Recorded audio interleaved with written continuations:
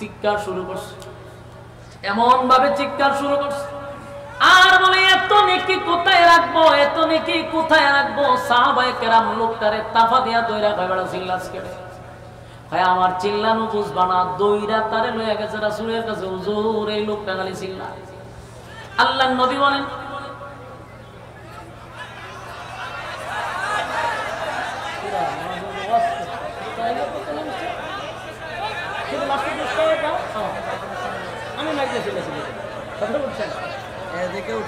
আমাদের এই সমস্যাটা হলো মিডিয়াগুলো এমন ভাবে প্রচার করে যে দোষ আমার। আমি তো দুঃখিত হই কমিটির কারণে, কমিটি এত কষ্ট করে মাহফিলটা করে, এদের কারণে মাহফিল করে, কিন্তু এরা উপস্থাপন করে আমার বিরুদ্ধে। এই আমি আমি আমি আমি একটা কথা বলি, দেখেন আমি আসলে মাইক নিয়ে কোনো কথা কোনো সময় বলতে চাই না। এর একটা কারণ হলো ব্যাপক সমালোচনা হয়েছে আমি মাইক নিয়ে। তার আমার প্রশ্ন হলো আমি যে কথাগুলি বলি এটা কি আমার স্বার্থে বলি না আপনাদের স্বার্থে বলি? তাহলে এই যে আপনারা শুনতেছেন না, বলুন তো দেখি এই মাহফিলটা করতে কি তাদের অনেক পরিশ্রম হয় না? আপনারা যে আসছেন নিজের টাকা খরচ করে নিজের খাই এখানে বসছেন, কথা শোনার জন্য আসেন না? এখন যদি আপনাদের কানে আওয়াজ না যায়, আমি যদি এটা বাধা দিই, বলি মাইক কলার একটু শাসন করি, এখন সারা দেশে প্রচার হয় আমি মাইক নিয়ে খুব ঝগড়া করি আর আমার ইচ্ছা মতো গাইলাম আছে, অথচ আমি কিন্তু কমিটির দরদি হইয়া কথা বলি। আর মাইক ভালো না হইলে তো আমি শিক্ষার বেশি দিতাম না, এটাই তো, কিন্তু ওয়াজ তো করতাম না। এটা আমার তো কোনো সমস্যা নাই, সমস্যা হতে আপনাদের এই যে সাউন্ড হইতেছে না। আমি ঠিকই ওয়াজ, আমি ওয়াজ করে আমি বুঝি না। আমি মাইকের ব্যাপারে বাংলাদেশের সবচেয়ে বেশি বিশেষজ্ঞ, এটা জানেন। আমি আওয়াজ শুনলে বলতে পারি কোন মাউথ দিয়ে এটা চলতেছে, কোন মিশিংয়ে চলতেছে, এতটুকু অভিজ্ঞতা আমার আছে। কিন্তু আমি এখন বলি না কেন, বললে ভাই হ্যাঁ মাইক চিল্লাচিল্লি করে, ও মাইক সাথে লইয়াই করে না কেন? সারা দেশে চিল্লাচিল্লি বলে আমার দেখে ওয়াজ করে লইলে মাইক তো আমি প্রতিদিন ভালো পাই, মাঝে মধ্যে এক দুইটা এর মতো এরকম হয়। সারা দেশে যদি রুম হইতো আমার কেউ ওয়াজ হইতে আবার দিত না। বহু মাইক বলারে আমি বইলাতে যে আমার কাঠ পর্যন্ত দিয়ে যে আমি যদি ওইদিকে মাইক যাই তোমার মাইক আমার দরকার লাগে। কারণ মাইক ভালো হইলে শ্রোতাদেরও ভালো, আমারও ভালো, ব্যবসায়ী যারা এরারও ভালো। আমি কেন আরেকজনের ব্যবসার মধ্যে আমি কথা কইতাম? এতগুলা মানুষ এরা অত্যন্ত ওয়াজ করছে, ওয়াজ হতে শুনতেছে না। হ্যাঁ মাইক বলা এরা দিকে ওয়াজ শুনে না।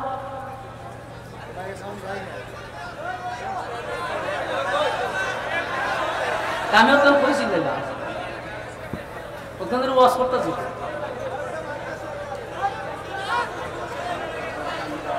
ভাই শেষ করে দিলাম। আমার আমার আমার আমার সামনে শেষ করে দিলাম আল্লাহর রাস্তে। বল আমার বহুত দূর যাইতে বলে আমি এখানে যদি এটা হইয়া চিল্লাচিল্লি করি পরে হবে হুজুর ওয়াজের সময় আছে, সাবধান। আমি একটা মিনিটও নষ্ট করতে চাই না।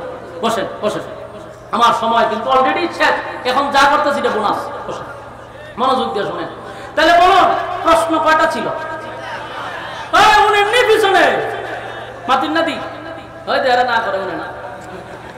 কপাল খারাপ, কপাল কামা দেন, কপাল খারাপ আমার, কপাল দোষ খালি আমার। কয়টা পিছনে রাখো, কটা কোন আর দুইটা কোন আমরা তো জানি না। ওয়াজুতিও নেই। চিন্তা করছেন এই যে আবেগগুলো সব নষ্ট করছে। যেই পরিমাণ মাইক লাগাছে, মাঠটা কাঁপতো আছে, আর আমি খালি সব কাছের মারতাম আসলাম। তখন সিঙ্গেল লই আমি কুলাইতে পারতেছি না, আমি তো সব কাছের মারলাম হইলে কপাল খারাপ আপনারা। এরপরে শুনেন, শেষ করি। কিছু শোনা জানি, আচ্ছা কিছু শোনা গেল, আমি শেষ করি। প্রশ্ন করছিল কয়টা? উত্তর সাইরা পাইছিনি। কোন সূরার মাধ্যমে? সূরা ইখলাসের মাধ্যমে 4টা প্রশ্নের জবাব আল্লাহ দিয়ে দিয়েছে। আমরা তারা প্রশ্ন শেষ, নাজিলের অবস্থানটা জানাই দিছি, সরল তরজমা বলে দিছি। এখন হইল তার ফজিলত।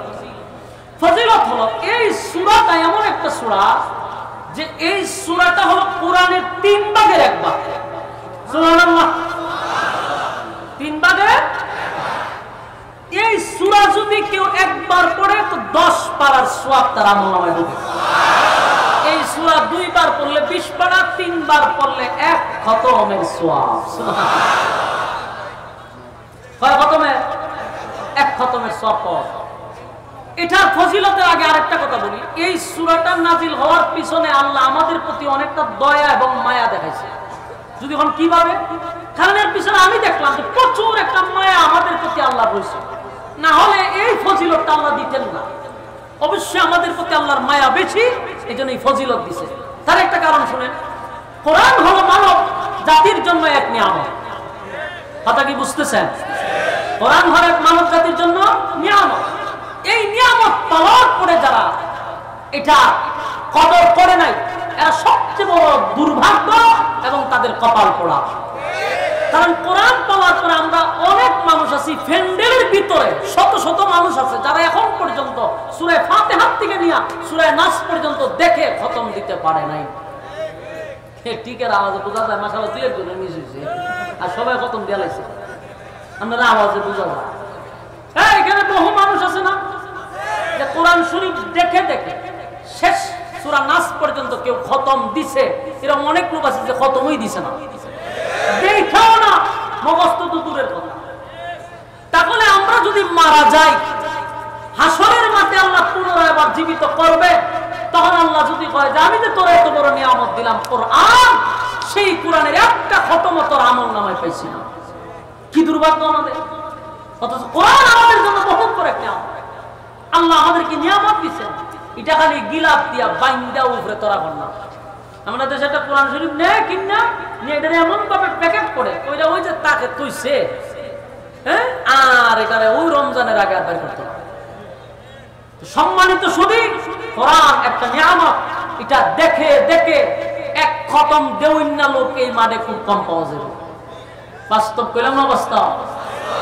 তাহলে আমরা মরার পরে আমাদের আমল নামায় কি নাই? কোরআনের খতম নাই। আবার কোন কোরআনের খতম আছে? করছি না অনেকে, কিন্তু আল্লাহর মায়া দয়া বেশি।